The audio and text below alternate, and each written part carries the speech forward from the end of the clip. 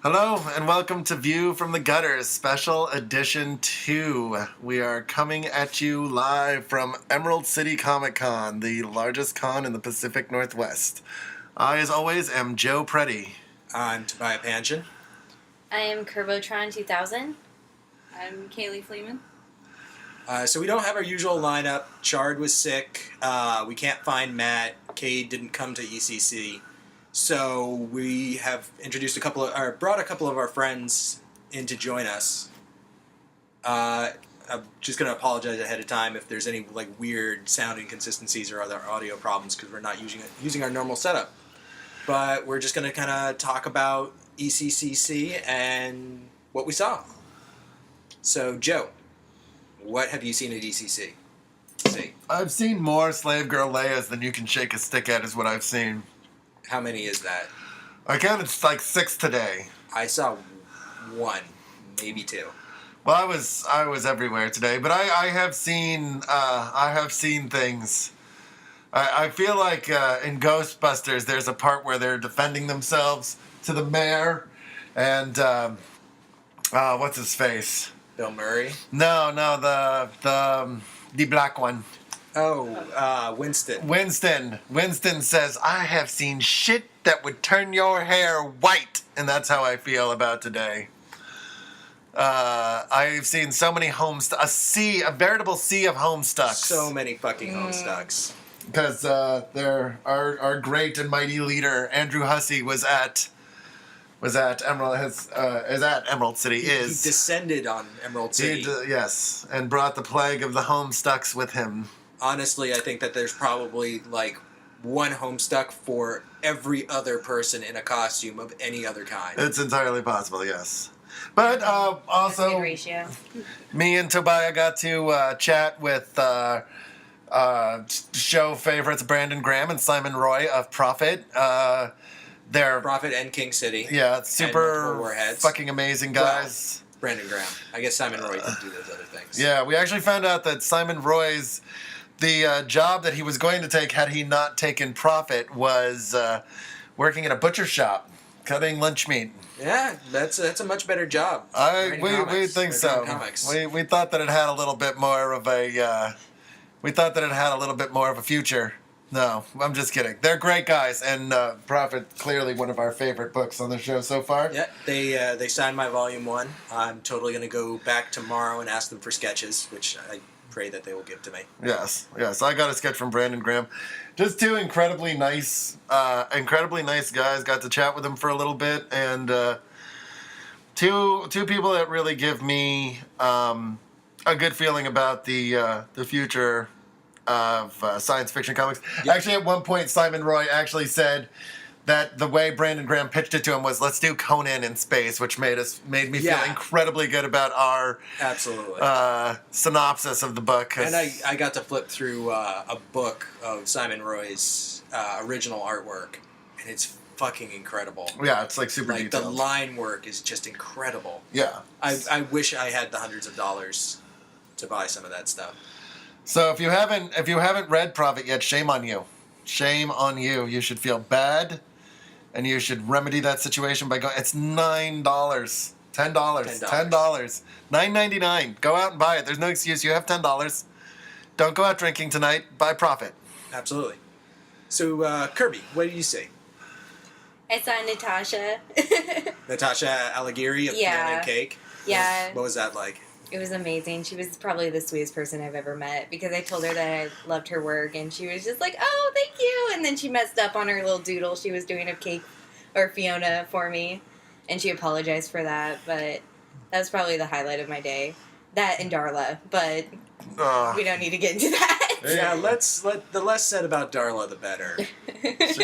She was a good girl at one point. She was never a good girl until Derek Robertson got a hold of her.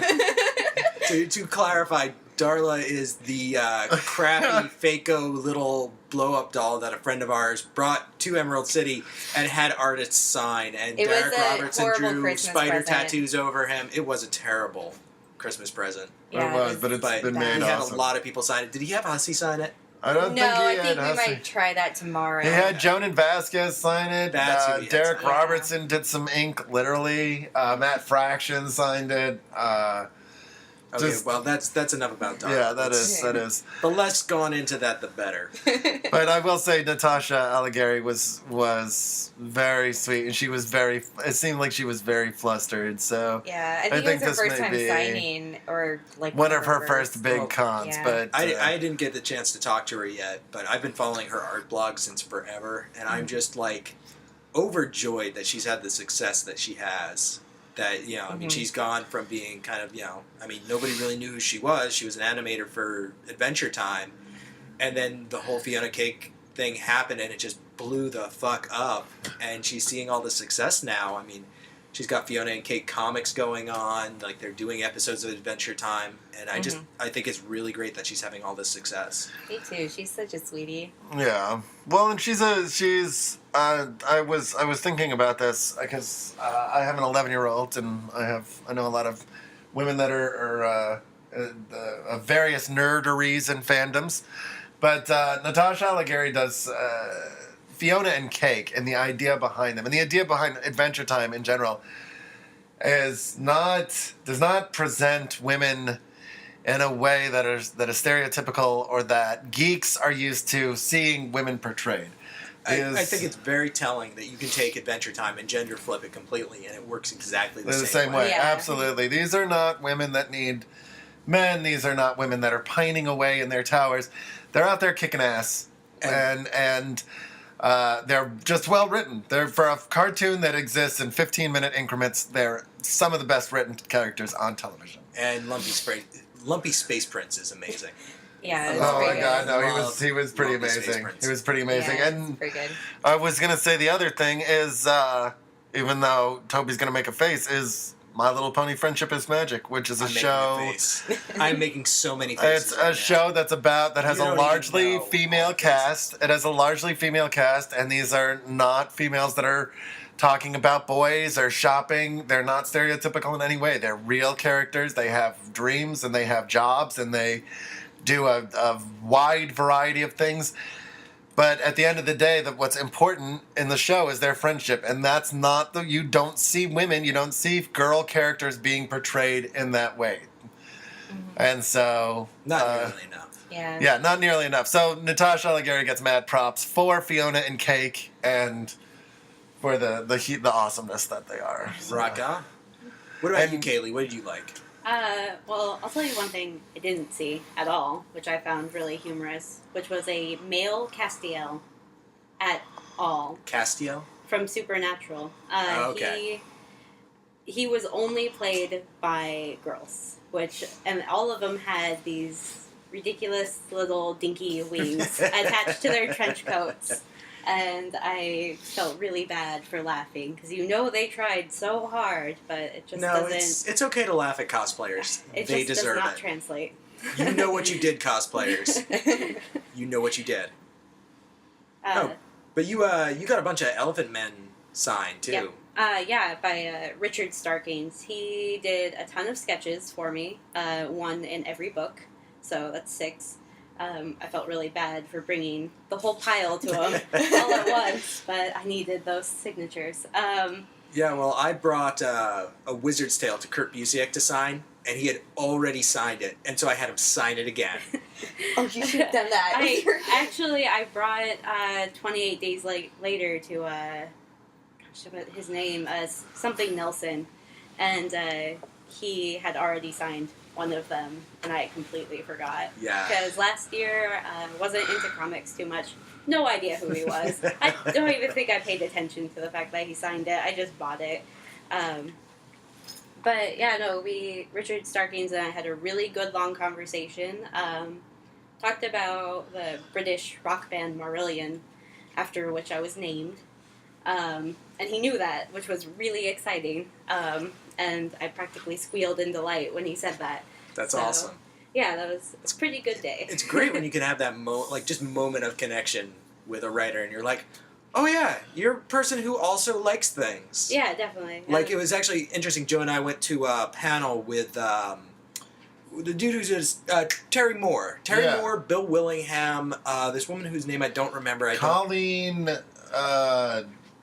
Her last name escapes me. I haven't seen her stuff before, but Bill Willingham was talking about how he like reads a bunch of Terry Moore's stuff. Like he really enjoys it. Yeah. And it's like, oh yeah, you guys do comics because you like comics. And No, that's yeah. that's a really cool thing to experience. And just, getting to know these people on a human level. Well, when you can when you're at a con and you bring up, oh, I like this, and you're talking to somebody who's in the industry, that works in the industry, and they're going, oh yeah, that was amazing. It's a feeling like nothing else. You're like, what? Oh shit, that's okay. It's like your fandom has just been validated. Yeah, no, Yeah, absolutely, and I think that's why we're all in this. We're in this because this is.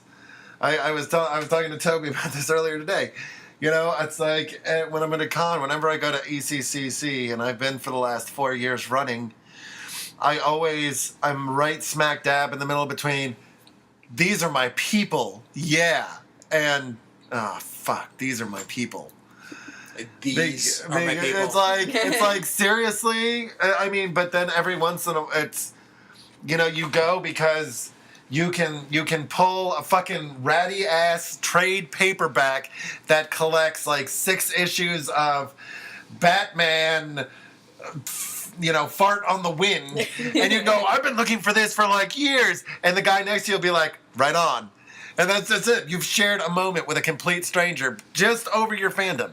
He may have never heard of that title, but he knows what it's like to find something you've been looking for. Oh my god! So, in an episode which may or may not have dropped by the time that this goes out, because we're going to try and get this out quick, I recommended Elfquest, which is one of my fucking favorite stories from when I was a kid. And specifically so that I could recommend it, I had my mother send me my copies from when I was an itty-bitty little kid growing up in Pennsylvania, where I don't live anymore. I had her ship those across the country to me so that I could recommend them. Completely coincidentally, Wendy and Richard Pinney, who are the authors, were at ECCC this year. And so I brought my copy of Elfquest Book 1, which has literally been read into pieces. I read the book until it completely fell apart, and my mother had to completely tape it back together, like rebind it with tape. And I brought this ratty-ass copy of the book, which was printed in 1981. This book was printed before I was even born. I brought this copy to be signed. And while I was standing there waiting to get to the front of the line for them to sign it, I saw like 3 or 4 other people with the exact same edition in various states of being just completely read into pieces. And I had a moment there where I was like, wow, these people understand. They had the exact same experience in childhood that I did. Yeah. Like reading this thing and loving it and holding on to that artifact desperately. So that and then, bringing it out to a creator who has made something that they love to get that validation. Be like, I met this person, I got this thing signed. Like, it's a genuine human moment. Yeah. A thing I saw today that I really, really liked was a lot. Starkings had one, Derek Robertson had one, Paul Jenkins had one, Fiona Staples had one, whose art on Saga is just it's stunning. It's just stunning. It's a feast for the eyes. Were donation boxes for the Hero Initiative, which is an amazing charity that donates money towards people that have worked in the comics industry that are no longer working, or that can't make their rent, that can't buy food. And it was started right around the time that Dwayne Mcduffie died, and basically did not have, his family had not enough money to bury him, I think is the story. I might be a little bit wrong on that, on the details, but if it wasn't him, it was somebody else. I'm around the same time. I can't remember the guy's name. It might have been Scott something. It was one of those guys, but Dwayne Mcduffie, who wrote... God, now it's going to bug me. Who was part of the... Was it Milestone? The Inner City Light? He wrote Static Shock. He wrote a bunch of those, and he wrote a lot of screenplays for Justice League Unlimited, Justice League, a lot of that stuff. I mean, just by all accounts, not only a great guy, but somebody who was just great in the industry, wrote great stories. And a lot of these people are just not able to, either they... Waringo. Mike Waringo. Yep. That's who it was. I'm pretty sure. It was around the same. Yeah, because we lost both of them around the same time. But it's a great charity, and it's one I fully support. It's up there with the Comic Book Legal Defense League. Legal Defense Fund. If whatever. you're Googling it, which you should do right now. Yeah, so you should Google both of them, and there should both be, if you give to charity, they're definitely two things that you should look into, and give them $5 or $10 because they're for great causes, and for people that bring so much joy and insight and just amazing things into the lives of people like us. It's the least you can do to give back a little bit, and that's my spiel. I'm getting off my soapbox now. Because I broke it. No, that's good. I think that's a good place to end that spiel. I think so. I've been having a really great time personally. I've got all the stuff that I brought signed. I got my Elfquest signed. I got Atomic Robo signed by Brian Clevenger and Scott Wegner. There's only 2 syllables in his name. It looks like there should be 3. I asked him specifically. He was very kind about it. He has an amazing beard. He drew me a sketch. It was cool. I got that done. I got Mike Mignola to sign my copy of Fafford and the Grey Mouser. I'm being very specific about these names because these are all names that I've mispronounced before on this podcast. Oh. So I've been very conscious of getting these names right. Yeah, and fucking A, I picked up a copy of the Dark Phoenix Saga for $3. I'm like over the moon at this deal. Like, it's something from my childhood. It's been interpreted in so many forms. I don't think I've actually sat down and read the entire thing in comic book form before. But I'm just ecstatic that I'm going to get the chance to read it now. I'm probably going to recommend it on the next podcast we record, which is going to be on episode 18 or 19. I've lost track. It'll be around there. We don't do numbers or planning. I'm going to take it back tomorrow, which is Sunday, and I'm going to get Chris Claremont to sign it. Chris Claremont, who I have so many mixed feelings about. It's not even funny. But yeah, no. I mean, you can't appreciate modern X-Men without thanking Chris Claremont, and to some extent, yes, he laid the groundwork. He's incredibly influential. Yeah. Whatever you might say about his later work, but that happens to a lot of writers when they get older. Yeah. It's sad to say probably his best work is behind him, but I still love the guy for what he did. Well, yeah, and I don't think he went crazy to the extent that some names. Yeah. We could throw out there. And more. Frank Miller. What? Dave Sim. Sorry, I had something caught in my throat. But also, Denny ONeil is going to be there. I'm kind of trying to figure out what I can bring to him to get signed. Maybe my forehead. I don't know. Written some of my great Batman Venom. Was him. Well, he was the editor of the Batman family for many years. But so he had a wrote, big influence. Legends of the Dark Knight, which I think is some of the greatest Batman stories ever fucking told. That was largely Denny ONeil in the beginning of that. And that stuff in 89 that he's writing that's of the same quality or better quality than a lot of the shit coming out of the Bat titles now. I'm going to meet Scott Snyder tomorrow, shake his hand for Court of Owls, which I thought was really good. I also need to give a shout out. There's a webcomic called Invisible Bread by a guy named Justin Boyd. He did a sketch for me. The shittiest kangaroo I've ever seen in my goddamn life. And he copped to the fact that this was a shitty kangaroo, but it was very nice of him to draw it for me. Because he asked me what I want, and I didn't know, and so he suggested an animal, and I said a kangaroo, and he didn't know how to draw a kangaroo, but God bless him, he tried. He tried his damnedest, and he fucked it up. But he's an awful sweet man, and a good person. Yeah. And his comic is really good. You should check it out. Also going to go see our good friend Eric Troutman in a panel tomorrow. Yeah. Should be a lot of fun. Yeah, he's got a new project coming out. Him and is Rekka working on that with him, or is that him and Jirwa? Frost. You know what? I'm actually not sure. I'm not sure. I mean, it could be either one. I think it's Jirwa. It's probably him and Jirwa. Both people we hope to have. It's kind of but it's kind of a almost sort of a spiritual follow-up to their last work, Shooters, which was incredibly good. Comic Book Resources voted it like on their number 60 something on their top 100 books of 2012. Well, it's an incredibly moving story. And Yeah. a true story. Yeah, no, it's definitely based in some real life. Yeah, stuff well, he has that like a went on. foreword in the front of it where he talks about people, and I didn't read all of it because like the TV was on. It was a little bit intense for me. Like I couldn't focus on It it. is But intense. like I just remember reading like the foreword of it, him talking about like him and Gabby and like their experience Yeah. with it, and it was kind of a little emotional for me because I know Yeah, them. But I think anybody's been through that though. Gabby is Eric's wife. She's the owner of Olympic Cards and Comics in Lacey, Washington, And, which is a great comic store. If you're anywhere in Southwest Washington, you should definitely stop by and check it out. But Yeah, absolutely. it's the story of her brother, Matthew Shepard, who died in Afghanistan or Iraq. I can't I want to say it was Iraq, and I want to say that he was ex-military at that point, and he was working for a private defense like contract or. It's been a while since I read it. Yeah, I cannot. I mean, I have not been able to get. It's a very very emotional work. It's a very emotionally difficult to read.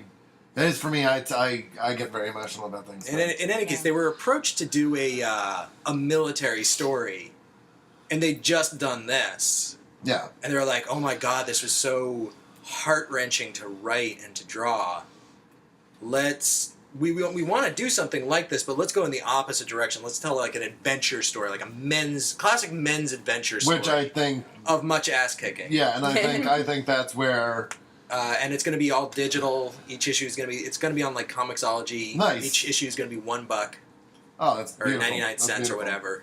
So the preview just went up, so you should check that out for sure. Yeah, absolutely.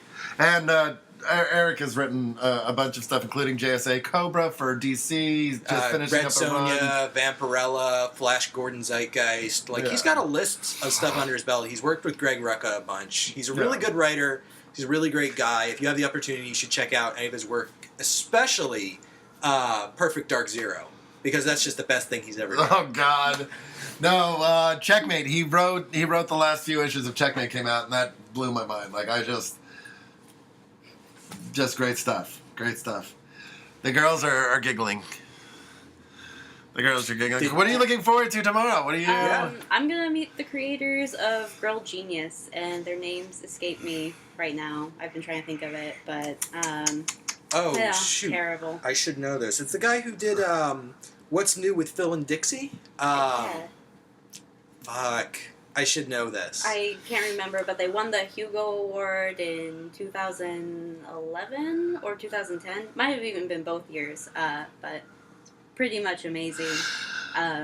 There's a great print that I want to pick up from them tomorrow, if it's not sold out, with 3 of my favorite characters, all in awesome battle poses. So, Excellent. Nice. What about you, Kirby? Are you going to be hunting for anything on Sunday?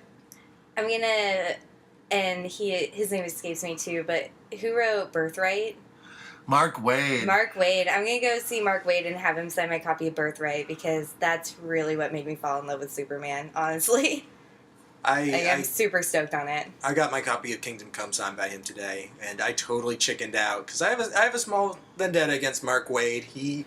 I asked him a question a number of years ago, and he gave me a very flippant answer, and I completely chickened out from calling him out on it. I mean, I don't need to. I mean, Man's was fucking he- heavy.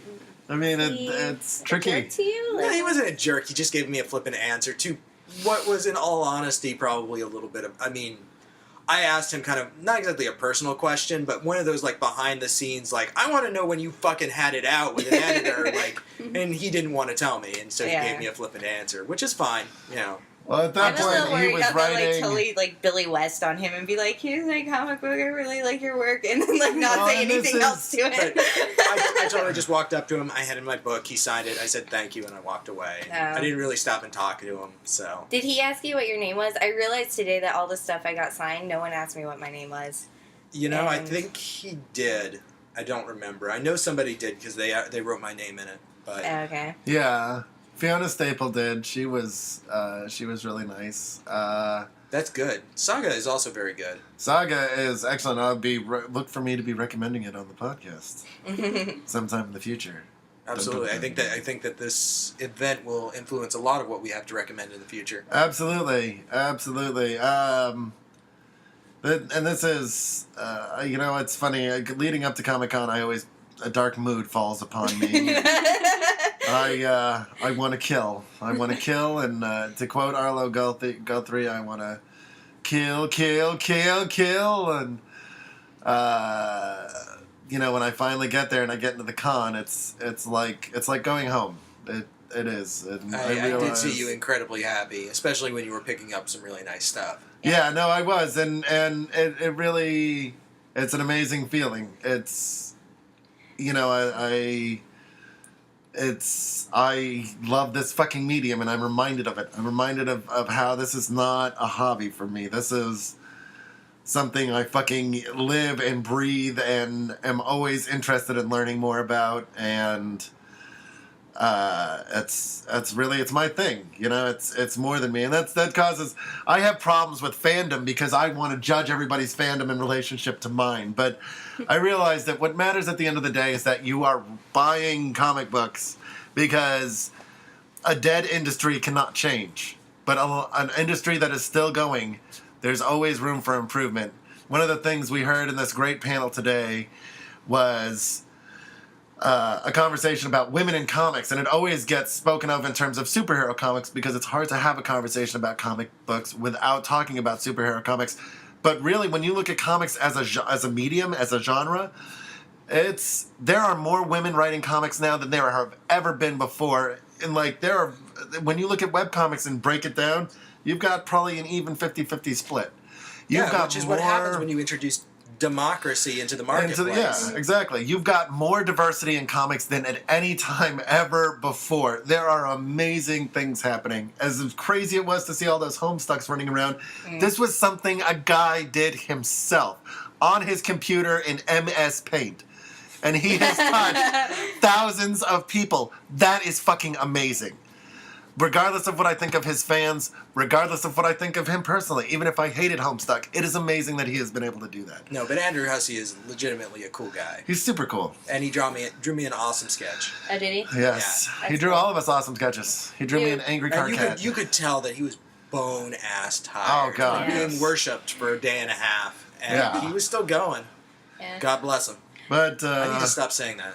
God bless him. I should just say bless his heart. Bless his heart. That's a true Southern thing to say. You should say good on you. Good on you. Good on him. Good on you, Andrew Hussey, who's not listening. If you're listening to this, if by some chance. Yeah, we were in line to see Joan and Vasquez, and this chick who was dressed in full costume, I have no idea who she was, but she came out of the line crying. She was so excited, and I think she might have been the one that they told you can't hug him.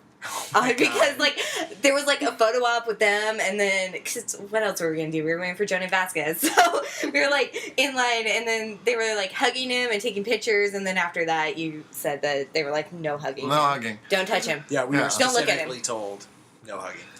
I understand, hugging so many people, you might get something. No, yeah, no. You get cooties. A lot of you these get. creators are gonna go home sick next week. Yeah. It always happens. Yeah, I mean, cons are breeding grounds for bacteria. Yeah. But yeah, God. I mean, what you're really gonna catch is that love you have. Oh, that's so cheesy. You are so cheesy. My God. Whatever. No, what you're really gonna catch is probably some horrible illness that's gonna eat half the flesh off your face off. That's but more really, correct. Or crap your guts out. yeah. Yeah. But this has been a really great. I think this has been the best con experience I've had in a long, long time because it really helped me put some stuff together. Because the big names are oh my God, I have to meet Mark Waid, Kurt Busiek, Mike Mignola, those guys. I was in line, waiting for 5 minutes. Then I was in front of them for 10 seconds while they signed my thing. It was oh, thank you, okay, bye. It was the little guys, the guys who get no attention. Yep. Brandon Graham and Simon Roy, although they do get some attention. We were talking to them for a good 15 minutes. Justin Boyd, this guy whose DeviantArt account I've followed for a long time, DJ Kenzie, I believe his name is, who I just randomly ran into there. He has a little booth, and I was oh yeah, I know your stuff. You're really good. And he and I had a 5-minute conversation, and that was really great. I love cons because I get to talk to these little guys who not a lot of people know.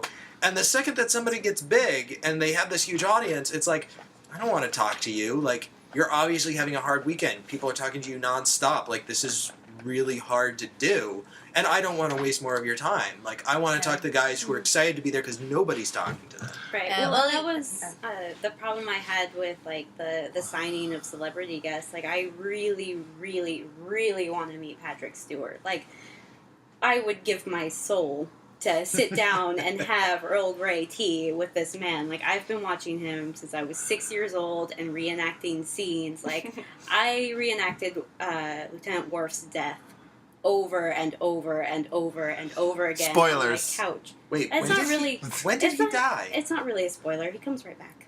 Okay. So yeah, he's fine. Okay. Klingons have 2 organs, so of everything. 15-year-old spoiler. Wait, male organs or Of just all of them? everything. All of them. huh? Everything, yeah. Nice. Yeah, so Klingons. That's why Um, Klingons don't actually fuck. It's yeah. because Two of the everything's two just confusing. penises. That is weird. Well, Krogan But had 4 balls. I have a You got a problem. quad. I have a problem spending $85 to meet somebody, to take a picture with them, and have a 10-second ingenuine conversation. Yeah, and that's one of the reasons I have such a hard time at cons. Like, I went to the first Emerald City, and it was nothing. It was like in the space, the promenade space between the stands and the outer wall of like Safeco Field. There Oh were my no gosh. panels. There were no guests. Like, it was just this tiny ass little dealer's room. Like, there was nothing there.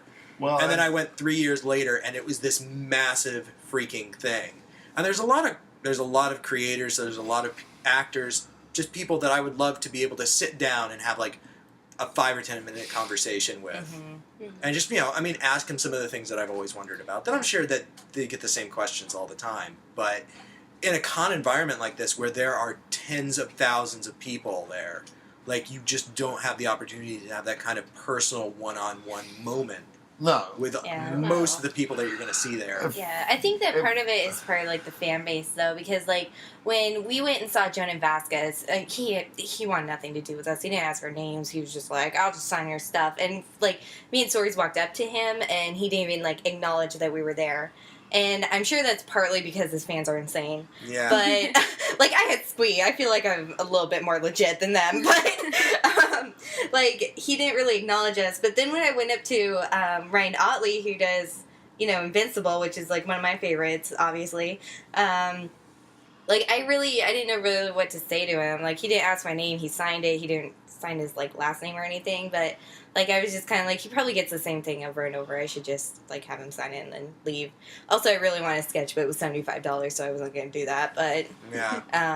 that was a little depressing. But, I mean, like, part of it is that you don't want to, at least for me, I don't want to be the same person that you've seen. Like, oh, I really love your work. Like, like... Well, my father's a science fiction writer. I grew up going to the con circuit, seeing it from the other side of the table, and I can tell you in all honesty, like, if you just go up to a creator and say, hey, I really love your work, thank you so much, and you walk away, that still has an impact. It's like, great, I reached out and touched that person, and they didn't waste a shit ton of my time. Like, they just said thank you and they moved on, and that's great.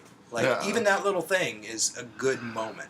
Yeah, I find I don't that- know, but... I mean, That's weird. it's difficult, and we've talked about this. It's hard to impart with somebody in a 10-second interaction, or even in a minute interaction, how much their work has moved you. And so you boil it down. You go, hey, Ryan Otley, I really like your work in this. I think you nailed it. And that's all you have to say. And, maybe they won't care, but chances are they're going to hear that, and they're going to go, okay, cool. That's awesome. I'm glad. Thank you. I mean, I would have loved to, like, tell him, like, how much I love, like, the contrast between, like, Mark being, like, regular and then, like, the fighting scenes and, like, all the extra stuff that's, like, in that comic book, but it's, like, I'm just, like, there, like, sign my stuff and then Yeah. leave, Yeah. It's like, what else do you do? Like... Well, hey, you can always write them a fan letter. Like, I know I that that's should do kind that. of, like, I don't know, looked down upon, or not really the same thing that it used to be, but, write them a letter. Say, like, hey, Mr. Otley, like, I'm new to comics. I really love Invincible. I think your art is really great. I love how you do this little thing. Thank you so much. And maybe you won't get a reply. Maybe you'll just get a thank you. Like, Yeah. you don't know until you try, but it's worth it to do those things. Like, that is not a worthless thing to do. Yeah. Well, and I think I have say it for me. When I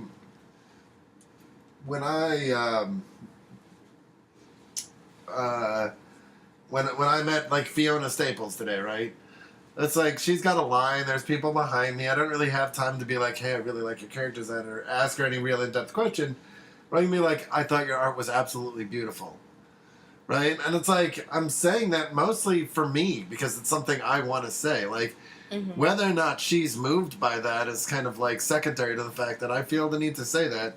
If you don't feel the need to say that, that's cool. But like, I feel that exchange, brief though it is why you go to a con.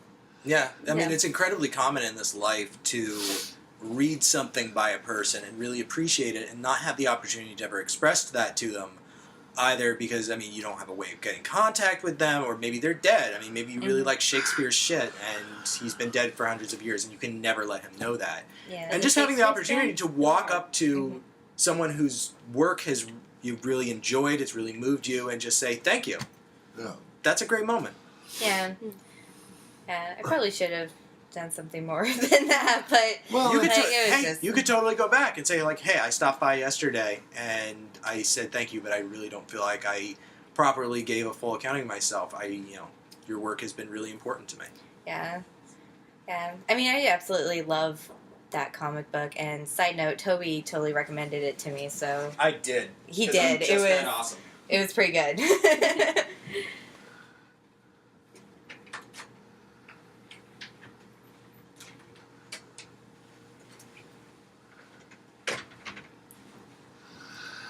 All right. Well, we're Yeah, we've been going for a little over half an hour, and I think we've been given a pretty good account of how we feel about Emerald City. Yep. Tomorrow, I guess we can wrap it up here. We've got more. We'll talk about it a little bit more in our next full-length episode and stuff. But, yeah. So, this is us signing off from Emerald City. And if you're in the Seattle area, or if you can get to the Seattle area, you should totally come next year, because there's not enough people there already. Don't come. We don't want you here. There's way too many people here. It's twice as big as it was last year, and it's still not enough room. 100% sold out. Like, except for Friday, I think. No, Friday was sold out. Friday was sold out? Did you see that line? No, they still had tickets. They still had tickets online on Thursday. So Scalpers had tickets. I'm pretty sure I saw things. Dude, Anyway. the scalpers. Oh my gosh, they were like $10 a ticket. Like, who would buy that? I don't know. Yeah, we'll see you for our next regular episode in a little bit. have fun. Bye. Good night. Bye.